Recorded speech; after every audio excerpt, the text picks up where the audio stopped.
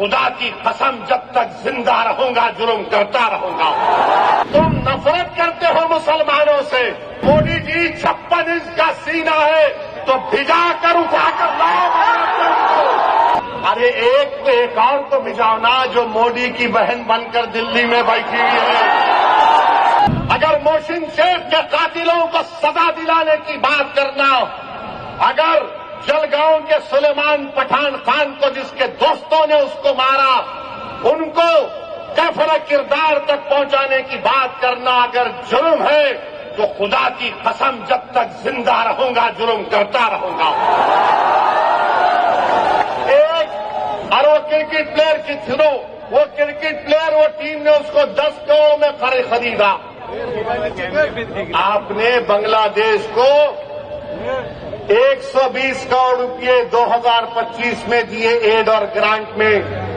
1160 megawatt power Bangladesh को भारत से जा रहा है और 10 साल में मोदी की हुकूमत ने एलओसी दिया $8 बिलियन का, $8 बिलियन का। और तुम नफरत करते हो मुसलमानों से। मैंने पार्लियामेंट में खड़े होकर कहा था कि बांग्लादेश की हमारे हिंदू भाई बहनों की मंदिरों का तहफ्फुज होना चाहिए। आप पैसे दे रहे हैं और यहां पर बीजेपी के लोग, क्योंकि महाराष्ट्र के इलेक्शन है, महाराष्ट्र की और मुंबई की जनता को बोल रहे देखो हमने एक बांग्लादेशी को भिजा दिया। अरे एक तो एक और तो भिजाओ ना जो मोदी की बहन बनकर दिल्ली में बैठी हुई है। क्या आप चाहते हो मोहतरमा बांग्लादेश जाए? आप चाहते हो बांग्लादेश को दे दिया जाए? तो लगाओ नारा, नारे तकबीर। मोदी जी सुनो, ये आवाज आ रही है, लेके जाओ, उसको निकालो, उसको पहुंचाओ बांग्लादेश। और दूसरी बात अभी खत्म नहीं हुआ मोदी के ऊपर। आज हमने देखा कि वेनेजुएला में ट्रंप ने अपनी फौज को भिजाकर वहां के एक जमहूरी तौर पर मुंतखबशुदा सदर को एक मुल्क से, उसी के मुल्क से उठाकर अमेरिका लेकर चले गए।